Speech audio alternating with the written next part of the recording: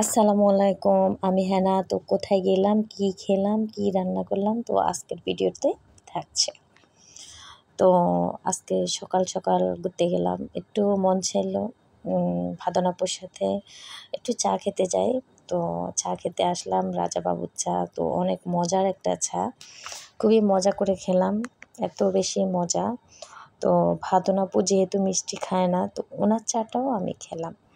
তো সব কিছুই কিন্তু রাজাদের আয়োজন। তো এদিকে আমি একটু ঢং টং করে ভিডিও করলাম। একটু ঢং না করলে হয়? ঢং তো থাকবে, তাই না? বুড়ো তো আর হয়নি। এই হচ্ছে রাজা বাবুর চা, সেই একটা মজা, ইয়ামি। তো এই হচ্ছে আমার সকালের আয়োজন। একটা আস্ত মুরগি, রুই মাছ, ফুলকপি, টমেটো, এই আর কি আজকে রান্না করব। দেখতে থাকুন আজকের ব্লগ। তো এখানে অনেকগুলো মাংস, তো যেহেতু অনেক তরকারি রান্না করব, তা আমি কিছুটা উঠিয়ে রাখবো কালকের জন্য। আগেই বলে রাখি, আমরা কিন্তু সরিষার তেলটাই খাই। তো সরিষার তেলটা দিয়ে দিব। কতটুকু পড়লো? এখান থেকে অলরেডি এই মাংসের মধ্যে প্রচুর তেল বের হবে। তো সরিষার তেল যেহেতু দেওয়া হয়েছিল, এই হচ্ছে রসুন দিয়ে দিলাম, আর এই হচ্ছে আদা দিয়ে দিলাম,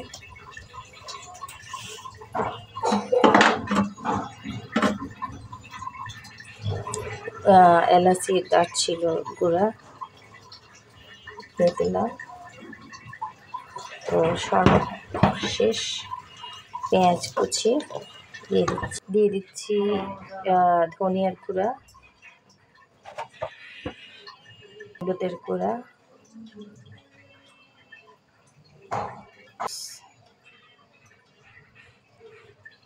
তো ভালো কিছু শব্দ হচ্ছেই।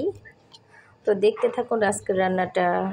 পেঁড়া দিয়ে, এগুলো দিয়ে, আলু দিয়ে ভুনা করলে না, সেই একটা টেস্ট আসে। জানি না কেউ খান কিনা, আমার কাছে অনেক ভালো লাগে। ও যেহেতু আমি একা খাবো, তার জন্য আমি শুধু 3 পিস মাছ, পেঁয়াজ, রসুন, তেল এবং অল্প একটু মরিচ দিয়ে দিলাম। তো এখানে হলুদ দিয়ে দিলাম, পানি দিয়ে দিচ্ছি। আসলে আমি এভাবে খাই না, তো এভাবে আমি ভালোভাবে কষিয়ে রান্না করি। তো আজকে দেখেন কয়টা বাজে, অনেক লেট হয়ে গেছে। 1:30টার দিকে আমাদের বাসায় খাওয়া খাই, আজকে অনেক লেট। কী বলবো, প্রচুর লেট। আমাদের বাসায় হচ্ছে কি, আলাদা আলাদা রান্না সবার। মাংস, অন্যদিকে হচ্ছে মাছ দিয়ে কপি। তো দেখতে থাকুন। অন্যদিকে আমার মাংস ভালোভাবে কষানো হয়ে গেছে, এখানে অনেক সুন্দর একটা কালার আসছে। এত ভালোভাবে আমি কষায় রান্না করি, কি বলবো, জুস দেখছেন, অনেক জুস, অনেক। তো মাংসতে পানি দিয়ে দিলাম, ফুটতেছে। আলুগুলো কেটে রাখলাম, দিয়ে দিব। ছোট আলুর জন্য কাটলাম না। কপি, মাছটা যেহেতু ভেঙে যাবে, তাই কপিটা আগে ভালো মতো করে নিলাম, কষিয়ে নিচ্ছি। কষানো কমপ্লিট। তো কপিতে পানি দিয়ে দিচ্ছি। আমি বুঝতেছি না, আমি রান্না করতে আসলে আমার পাতিল তেরা বেঁকা হয়ে যায়, এই একটা সমস্যা। এই হচ্ছে কপির পানি প্লাস মাছ দিয়ে দিচ্ছি।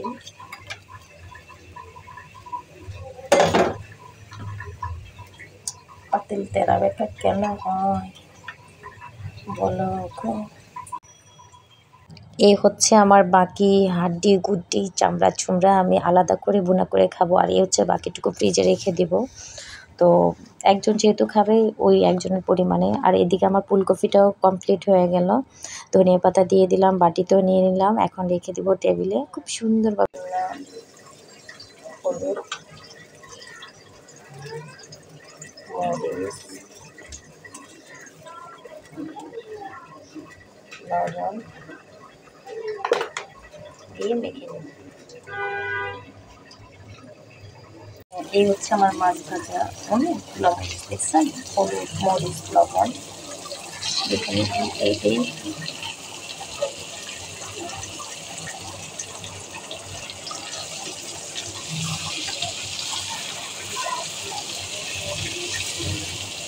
অনেক ইজি ইজি লাগতেছে না।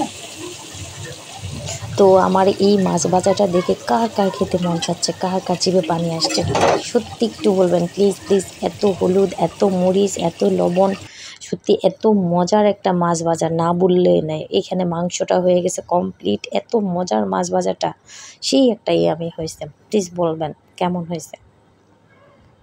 এগুলো কি জানেন? মেথি। তো আমি মেথি খাই গ্যাসের জন্য।